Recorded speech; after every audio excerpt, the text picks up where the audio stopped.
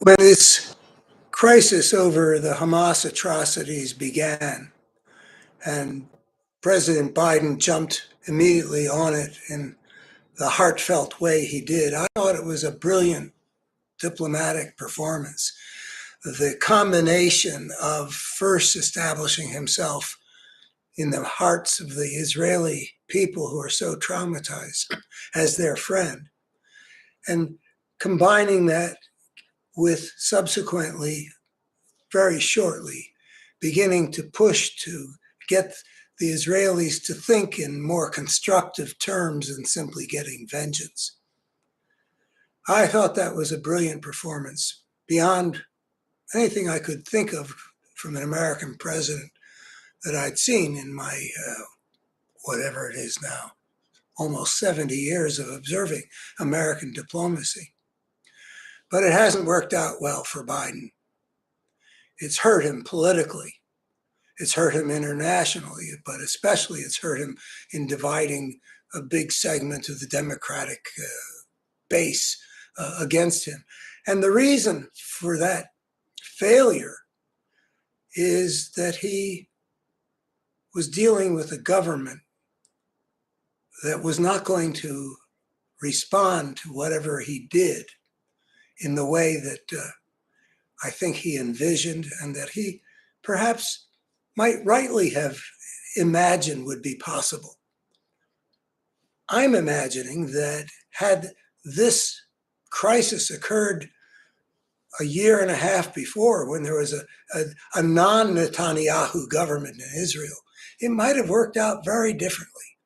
But he's been stuck with a government led by Netanyahu, who's put together a fascistic, extreme government that has no interest in working to develop a better relationship with the Palestinians, which has a more fascist mentality, which is not conducive to combining whatever war making may be necessary with peacemaking.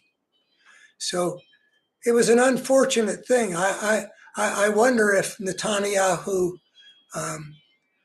would have done any differently in one of his previous governments, but not with the kinds of people he had to bring in order to put himself in power. And I wonder if Biden, had he correctly read who it was he was dealing with, would have taken a different tack. It would have been better for Biden, it now appears, had he not so fully embraced the Israelis, not if they were going to behave the way this government has behaved. I fear that our embrace of the Israelis, or the American embrace, is just going to injure us on the world stage and fortify our enemies, because the Israelis have responded to this atrocity in such a heavy-handed and one-sided way. I don't claim to know how the Israelis should have dealt with Hamas. It was a very, very challenging situation they found themselves in. But I think that they've just jumped headlong into the trap that Hamas obviously deliberately set for them. At the very least, the Israeli government should have combined whatever they had to do with Hamas with taking steps, say, in the West Bank to rein in the settlers, to end the kinds of violence that had been perpetrated, criminal violence perpetrated by Israelis against Arabs in Palestinian villages in the West Bank. That's at the very minimum. No reason you couldn't signal that whatever you're called upon to do in response to the atrocities, there are other things on your mind to do. But Netanyahu has never wanted a two-state solution. He's never envisioned any time when the Israelis and the Palestinians might coexist in separate states where eventually you get to the point like France and Germany eventually did, where habitual enemies are able to deal with each other in a better spirit. So I'm afraid that Biden did this outstanding diplomatic performance at the beginning in a situation where that simply wasn't going to succeed. And I don't know where we go from here. One of the things that I wonder about, I read in the newspaper that the United States has little leverage over the Israeli government. Maybe that's true. But I'm skeptical that we have no more leverage than can be exercised, that there's been no or else whatsoever in the American support of Israel. So what motivation do do these people who are running the Israeli government have to be less heavy-handed and less violent in leading to so many Palestinian civilian casualties?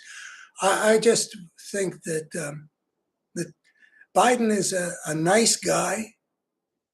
He's not gone after his Republican enemies the way I would have had him do it. It's not what is natural to his way of thinking about human relationships. And I think that there's something beautiful about he's such a nice guy that Lindsey Graham said in 2015, if you don't really like Joe Biden, there must be something wrong with you because he's as good a guy as God ever made. Okay, well, I think that the time has come. Well, the time is come and gone where the United States should be conditioning aspects of our support for other behavior. Now, maybe the United States has gotten the Netanyahu gang to back off some, but I don't trust them at all. And I think that meanwhile, I don't know how much damage there is to avoid now. I think much of the damage is done. And it's all because when this crisis emerged, Israel was in the hands of the worst government that they had ever had since their founding in 1948.